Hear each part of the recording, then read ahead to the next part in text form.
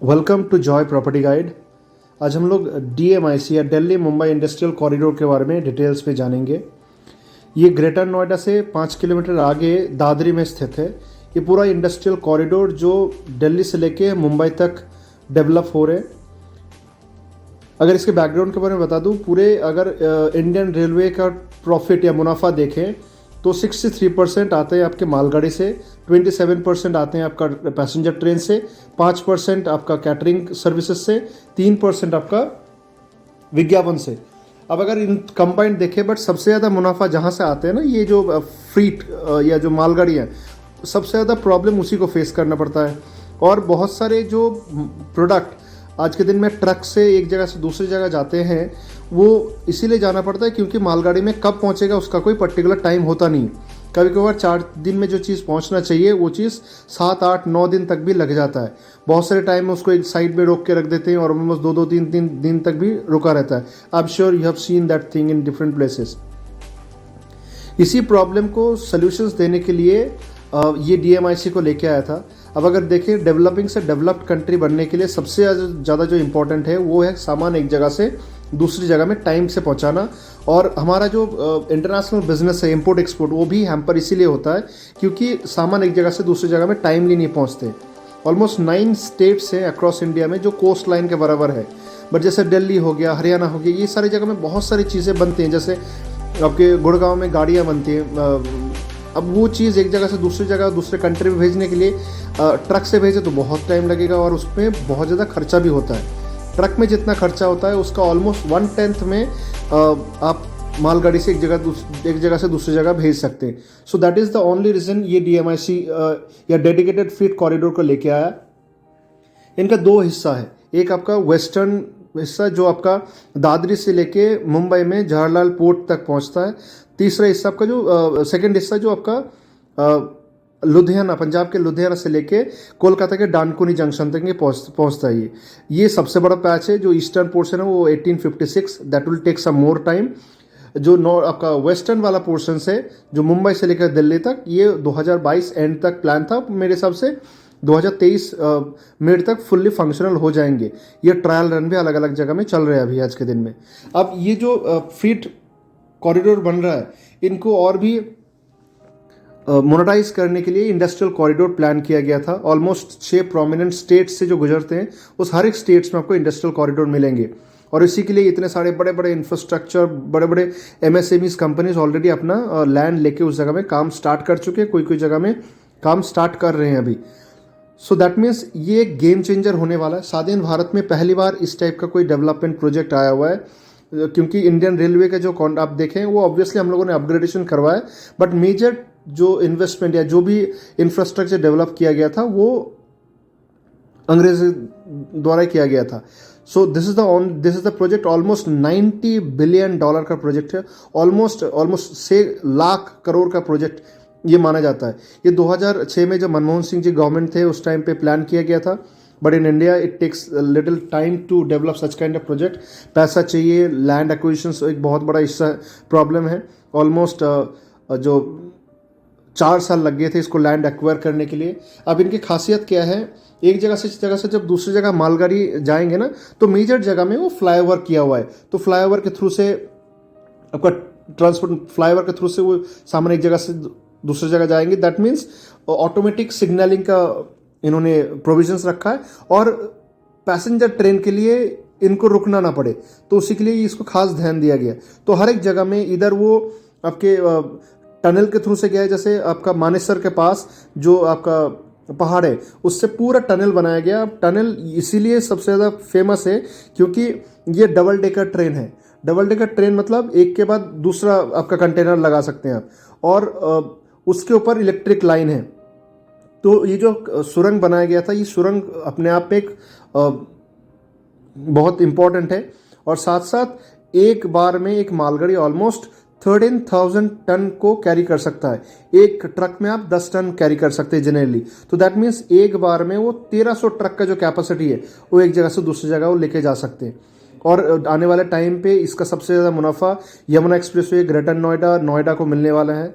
और ये DMIC को देखते हुए नोएडा एक्सटेंशन को बनाया गया था, बट इनका सबसे ज़्यादा प्रॉफिट ग्रेटर नोएडा या यमुना एक्सप्रेसवे लेके जाएगा, क्योंकि यमुना एक्सप्रेसवे से सराउंडिंग्स में जितना भी डेवलपर देखेंगे वो मेजर आपका इसी के ऊपर बेस्ड है। और आई होप थोड़ा सा आपको इसमें हेल्प हुआ हो समझने में। We deal in all residential and commercial properties across Noida, Gurgaon, Ghaziabad and Faridabad. If you need any assistance you can give us a call on the given number. Enjoy the tour.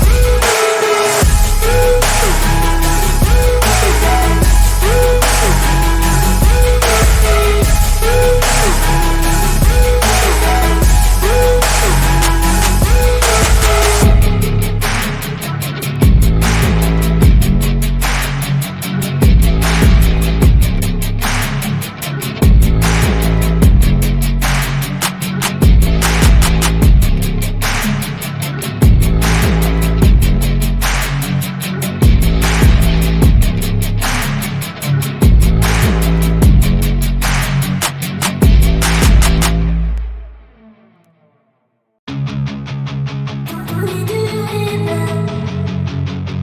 We do it